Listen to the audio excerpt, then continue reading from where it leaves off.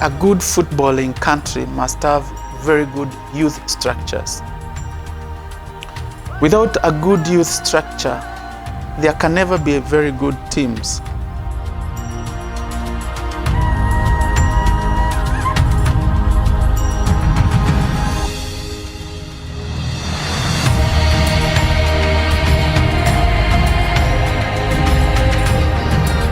Richard Odada joined us in Form 1, second term. I think that was 2013, and he was a tall, lanky young man with good football skills. I'm Richard Odada. I come from Rongai. I played here, I think, 4 years ago.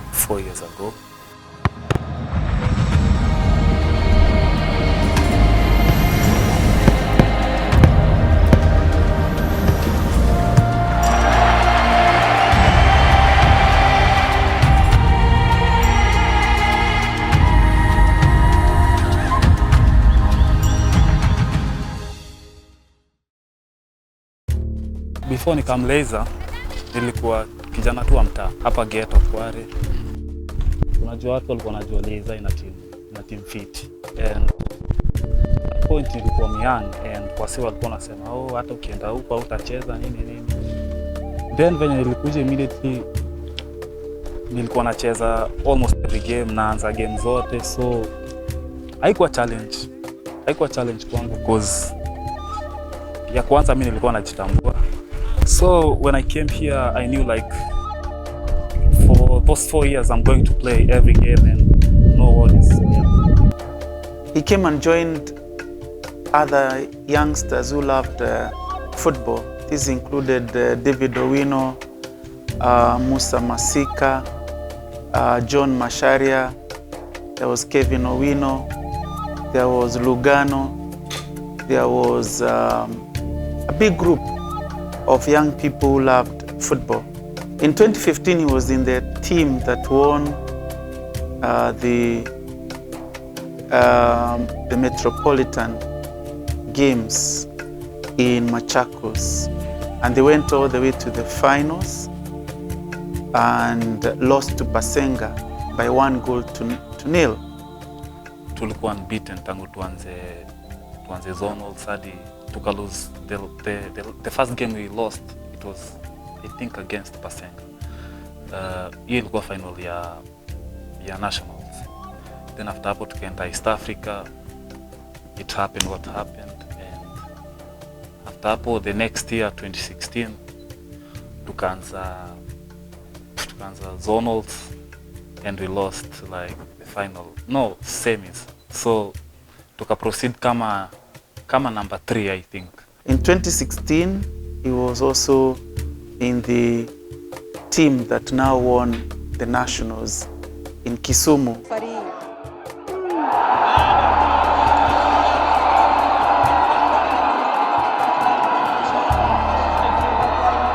He was a very important player for that game.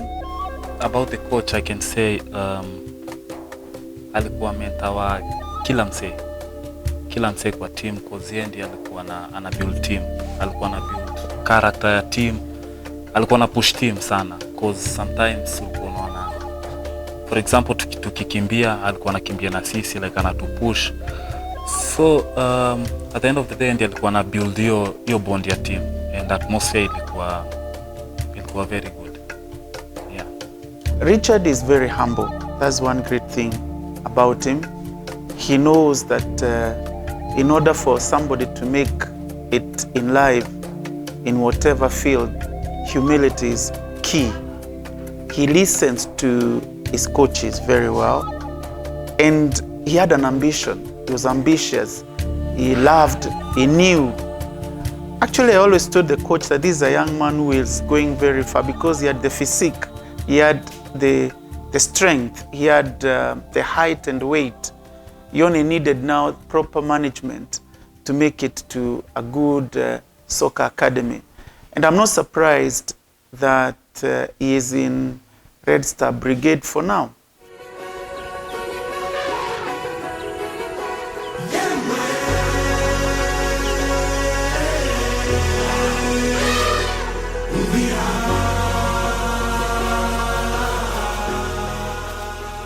Nilianzia ball Ronga, mtaa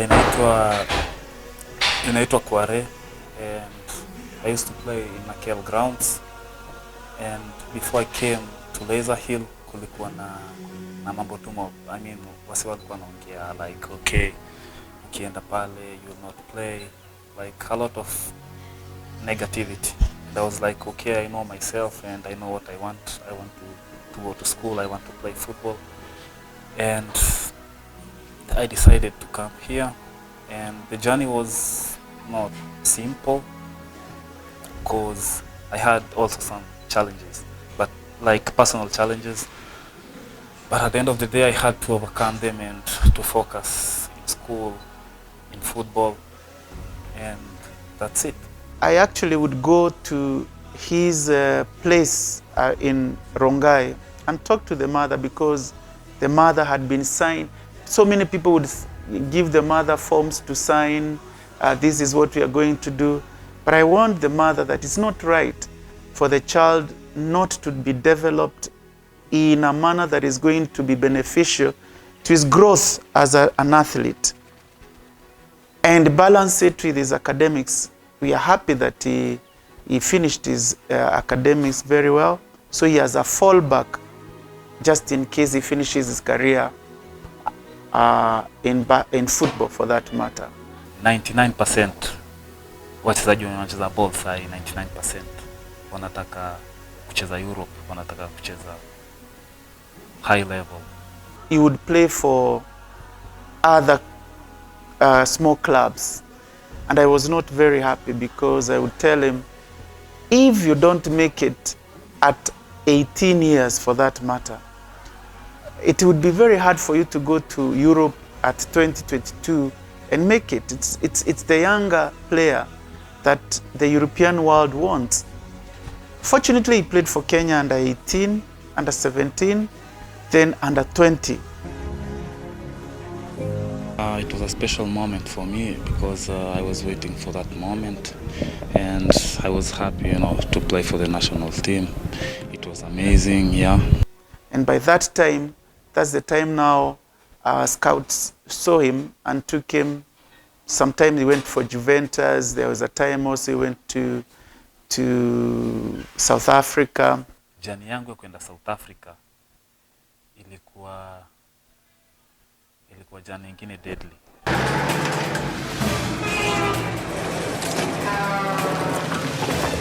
Kabla niende niliambiwa okay, hiyo jani ni ya almost 10 days, cause sikuwa naenda na flight, nilikuwa naenda na gari kupasua, so nikitoka Kenya nikapitia Tanzania, nikitoka Tanzania nikapitia sijui wapi, but lazima nipasue hadi South Africa.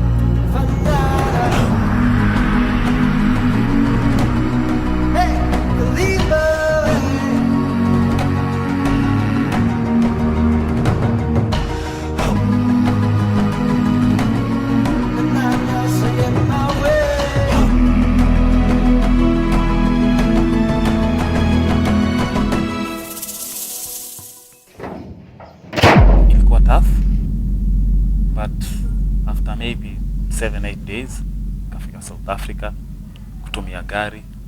Interesting.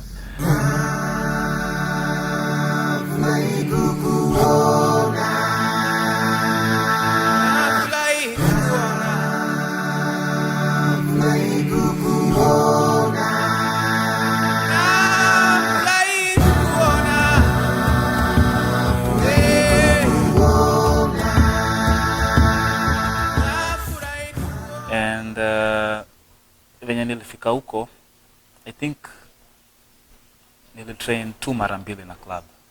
Hiyo ilikuwa Ajax Cape Town. Yeah, so after hapo like 2 days wakaanza kunitisha papers, but sikuwa na visa, sikuwa na kitu yote, nilikuwa tu na passport. Then ikabidi tuanze jani ya kurudi.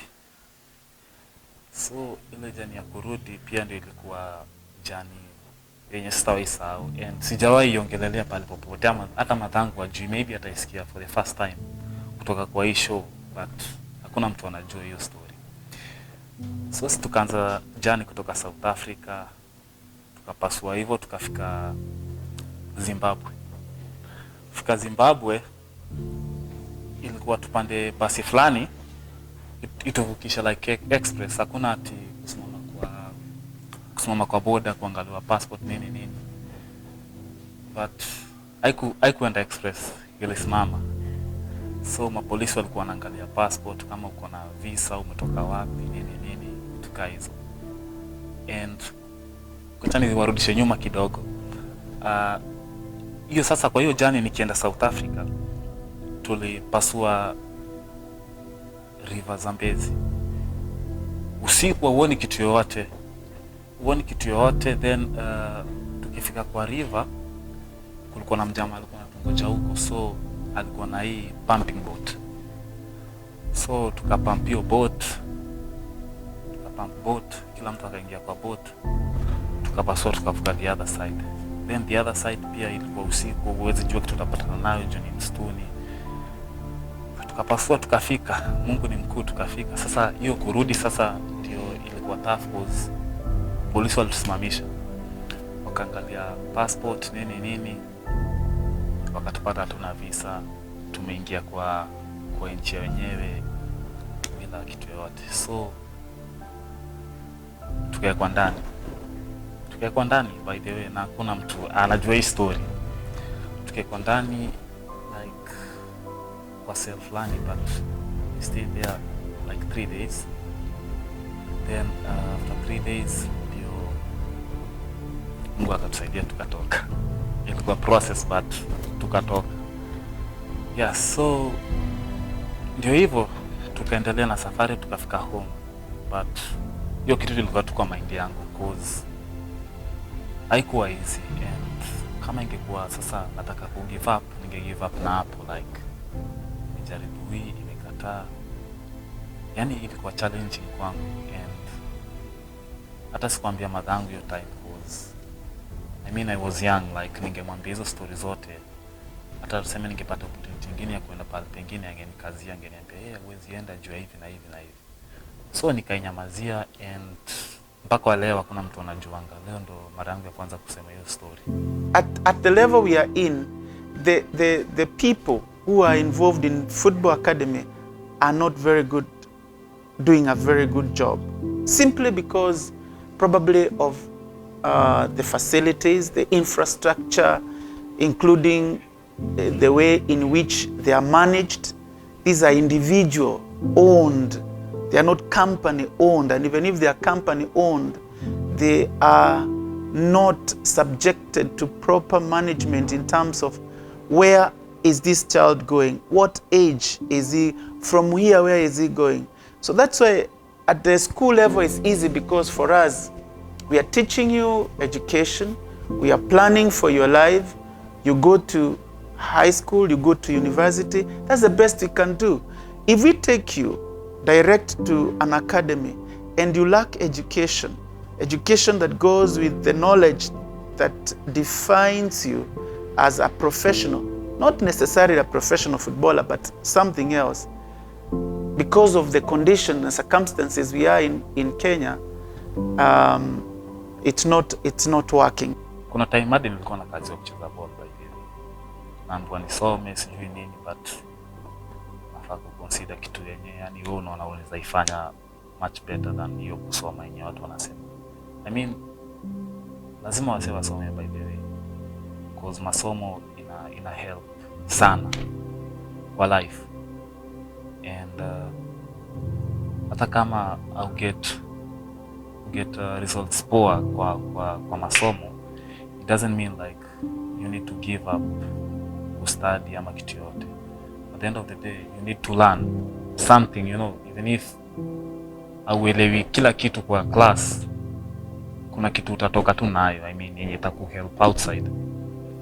I wouldn't advise a footballer or any sports person to leave education and go to an academy in Kenya, for example, simply because it does not guarantee you a proper career, a career that is going to sustain you up to the end of your life.